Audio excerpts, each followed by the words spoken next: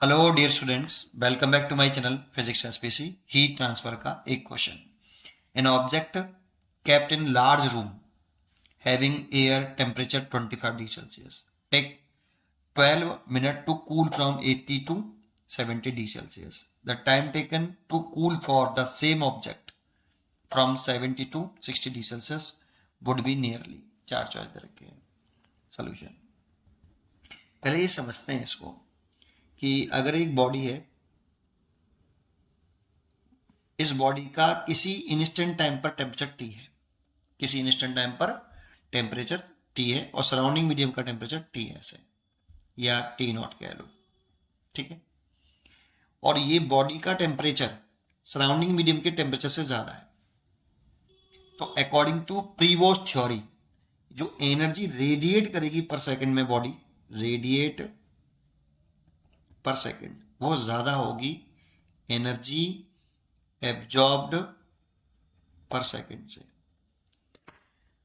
ये प्रीवॉश थ्योरी कहती है अगर बॉडी का टेम्परेचर अगर सराउंडिंग मीडियम के टेम्परेचर से ज्यादा होता है तो वो बॉडी एनर्जी एक सेकंड में जो रेडिएट करती है वो ज्यादा होती है एज कंपेयर टू एब्जॉर्ब पर सेकंड से।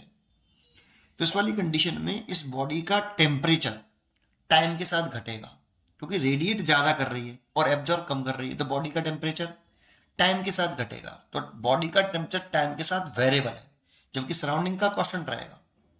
सराउंडिंग का कांस्टेंट रहेगा, बॉडी का टेम्परेचर वेरिएबल है बेटा टाइम के साथ। अब according to Newton's law of cooling, according to Newton's law of cooling, इसमें लिखते हैं माइनस का dt बाई dt, इसको रेट ऑफ कूलिंग बोलते हैं। इसको क्या बोलते हैं? Rate of cooling equal to होता है 4 sigma Stefan constant, E emissivity of body, A area of the body and T nought surrounding medium का टेम्परेचर ओवर बॉडी का मास स्पेसिफिक हीट और टेम्परेचर डिफरेंस T माइनस के T not.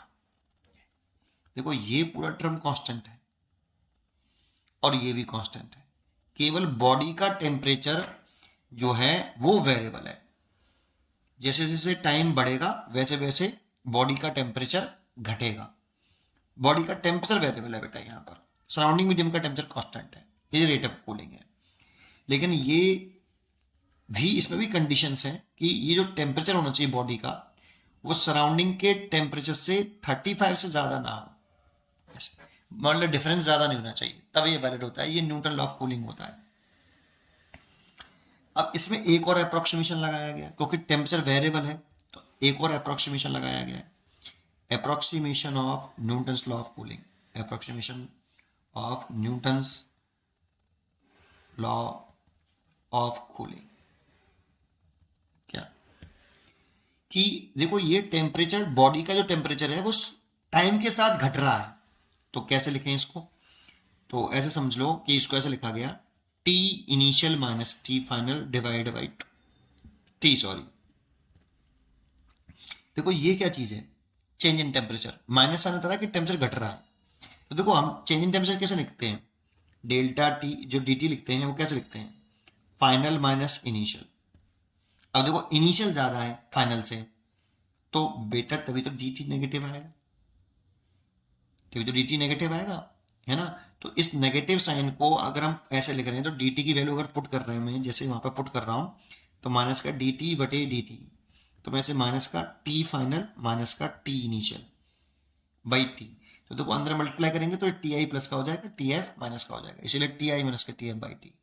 ये initial temperature है। जैसे कोई body है, जब आपका इनिशियल टेम्परेचर टी, जब समय 0 है, जब बॉडी का टेम्परेचर टी सेकंड बाद फाइनल हो गया टी एफ, तो घट गया, टी सेकंड में घट जाएगा ये, तो इनिशियल टेम्परेचर टी 0 टाइम पर आपका 0 टाइम पर टेम्परेचर इनिशियल टी है और फाइनल टेम्परेचर टी है, टी एफ है, तो टी आई माइनस के टी एफ बाई 2 टी लिखा मैंने। ये D T change in temperature है इज इक्वल टू, ये कांस्टेंट टर्म मान लेते हैं के, और इसकी जगह पे क्या लिखें? ये बॉडी का टेम्परेचर है लेकिन टेम्परेचर बॉडी का टाइम के साथ घट रहा है, इसीलिए से टी एवरेज लिख लें बेटा यहाँ पे। और टी एवरेज लिखें तो टी एवरेज लिखें तो T I plus T F by 2 minus के टी नॉट। ये आपका एक फॉर्मूला बन गया। इस फॉर्मूले से आप क्वेश्चन करेंगे हम, ठीक है। अब जैसे केस नंबर 1 बोल रहा है आपसे पहला कि बॉडी का सराउंडिंग मीडियम का टेम्परेचर तो कितना है 25 डिग्री सेल्सियस है, टी नॉट तो कितना है, कोई बॉडी है इसका सराउंडिंग मीडियम का टेम्परेचर तो 25 डिग्री सेल्सियस दे रखा है, और बॉडी का टेम्परेचर 80 से 70 घट रहा है, 80 से 70 डिग्री सेल्सियस हो रहा है, वैसे होने में 10 मिनट लग रहे हैं। तो ये इनिशियल है और ये फाइनल है ना। तो वैल्यू पुट कर दो बेटा ये जगह पर। तो इनिशियल कितना 80 माइनस फाइनल कितना 70, और 10 मिनट कितने मिनट लग रहे हैं 12 मिनट लग रहे हैं, सॉरी 12 मिनट लग रहे हैं बेटा, 12 मिनट दे रखे हैं। तो ये 12 लिख लो इज इक्वल टू के कांस्टेंट टर्म है 80 प्लस 70 डिवाइड बाई 2, और इनिशियल टेम्परेचर बॉडी का जो टेम्परेचर है, सॉरी सराउंडिंग का टेम्परेचर जो है 25 है। सॉल्व कर लो, ये 10/12 हो गया, ये के, ये हो गया 150, इन दोनों को ऐड करोगे तो 150 और 2 का डिवाइड करोगे तो 75 माइनस के 25, और ये 10/12 इज इक्वल टू के, यहाँ से ये 50 बचेगा, 0 से 0 काट दिया तो के इज इक्वल टू 5 को नीचे ले आए तो 12×5 = 1/60। ये फर्स्ट केस हो गया बेटा, के की वैल्यू मैंने कैलकुलेट कर ली। अब ऐसे ही आप सेकंड केस में लगा लो। सेकंड केस में कह रहा है कि बॉडी का जो टेम्परेचर है सराउंडिंग का, तो टी नॉट तो कितना है वही 25 डिग्री सेल्सियस कांस्टेंट है, बॉडी का टेम्परेचर अब कह रहा है 70 से 60 होने में, तो ये इनिशियल हो गया, ये फाइनल हो गया। कितना समय लगेगा टाइम पूछ रहा है हमसे, ठीक है। तो फिर लगाओ दोबारा से ये वाला कंडीशन आप टी आई तो 70 minus T final 60 divide by time T, के तो कांस्टेंट टर्म है, 70 प्लस 60/2 माइनस सराउंडिंग का टेम्परेचर 25। सॉल्व कर लो, ये 10t हो गया, के की वैल्यू निकाली है 1/60, और ये 120 130 हो गया, 130 डिवाइड बाई 2 65 हो गया माइनस के 25।